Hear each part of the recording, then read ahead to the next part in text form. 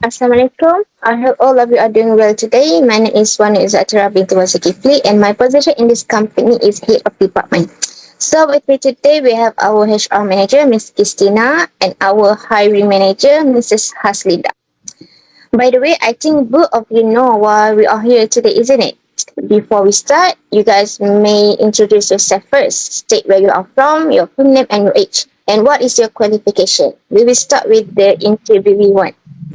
Assalamualaikum. First of all, I would like to thank Medi Prima for this opportunity. My name is Fatin Shahinda binti Muhammad Nazari. I am from Batu Gajah and I am 26 years old. I have a bachelor degree in journalism. My name is Maisar Sari binti Wardino and I'm 27 years old. I'm from Petaling Jaya, Selangor and I graduated with bachelor's degree in broadcasting. Hi everyone, and thank you, Ms. Atira. My name is Nur Haslinda binti and as Ms. Atira said earlier, I'm the hiring manager. It's nice to meet both of you. Hello, my name is Narkisna Batrisha binti Mama Asri, and I think you already know my name since I'm the one who handed you guys the interview detail. But that's fine, I'm going to introduce myself formally. So nice meeting you two as your HR manager. So without wasting time, I think it's better we start the interview session now with a quick pick-up letter. Ms. Sarah, may I know why you choose to pursue a career as a news anchor? I've always been passionate about keeping people informed and providing them with accurate, unbiased information. I believe that new anchors have a unique opportunity to shape public opinion and make a positive impact on society. Thank you, Ms. Sarah, for sharing your thoughts. So, Ms. Fatin, I'd like to ask you, what are your strengths and weaknesses as a news anchor? One of my strengths is my ability to connect with audiences and on a personal level. I believe I have a natural ability to engage viewers and make complex topics understandable. As for my weaknesses, I'm always working on improving my ability to stay calm and focus under pressure, especially during breaking news situations. Oh, that's interesting. Thank you, Ms. Fatin. Now, the last question for me is, for both of you, is how do you stay informed about current events? Can you Ms. Fatin? I subscribe to multiple news sources, both traditional and online. I also follow new organizations and journalists on social media. Additionally, I try to attend industry events and conferences to network with other professionals in the field. As for me, myself, I stay informed by following trusted news outlets, monitoring social media for real-time updates, and verifying information through official sources. This helps me stay prepared and deliver accurate news to the audience. That's awesome. Thank you, guys. That's all for me. The rest will be on Ms. Adira and Ms. Fatin. Okay, thank you, Mrs. Hasinda. Let's start. Miss Fatin, I want to know how you handle the controversial topics in your newscast. I believe it is important to approach difficult topics with sensitivity and objectivity. I strive to present all sides of story fairly and accurately, while also considering the potential impact on viewers. I also try to avoid sensationalizing news. Okay, thank you. Miss Sarah, can you describe a time when you had to deliver bad news? How did you handle the situation? I once had to deliver news about a local tragedy.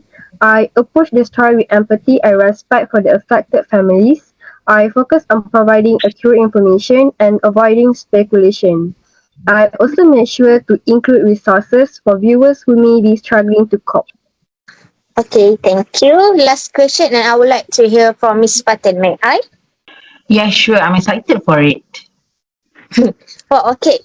So, Miss Fatin, how do you prepare for a live newscast? I typically start by researching the topics I'll be covering. I also practice my delivery and work on ensuring that I can pronounce all names and places correctly.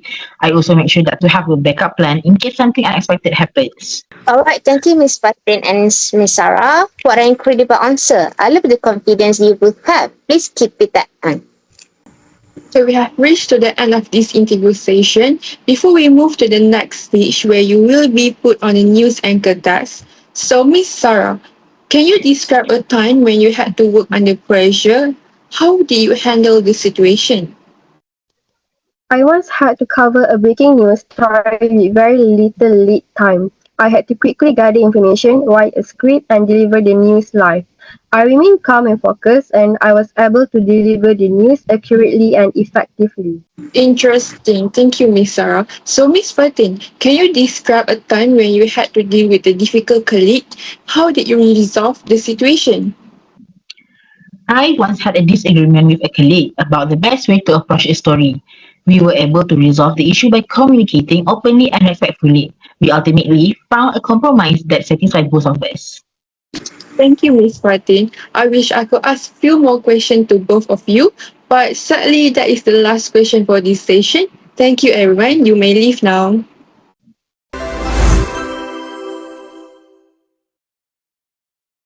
Assalamualaikum and hi, we met again. What a pleasure, Miss Fatah and Miss Sarah.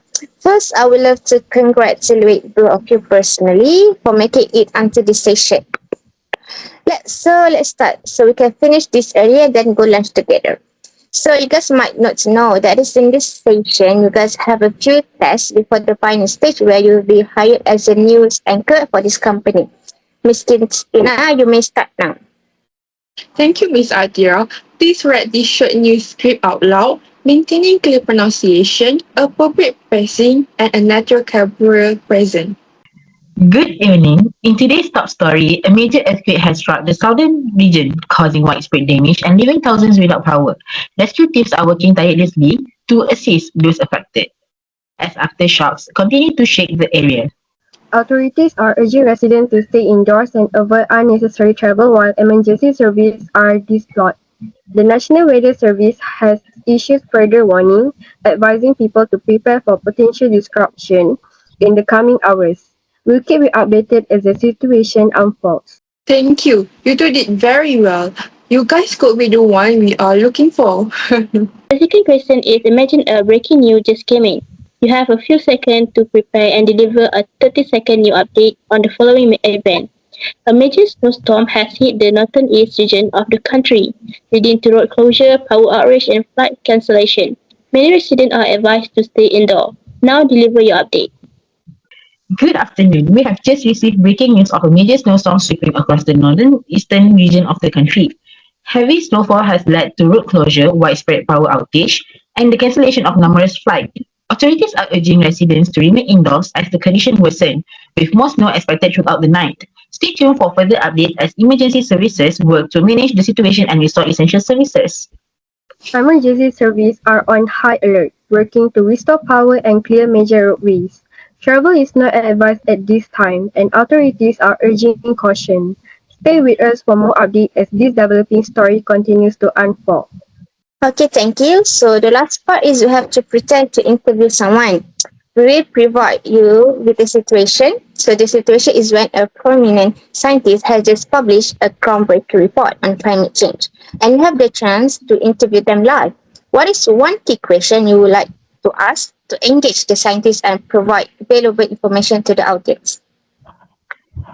Considering the critical findings in your report on climate change, what immediate policy changes should government implement to reduce carbon emissions?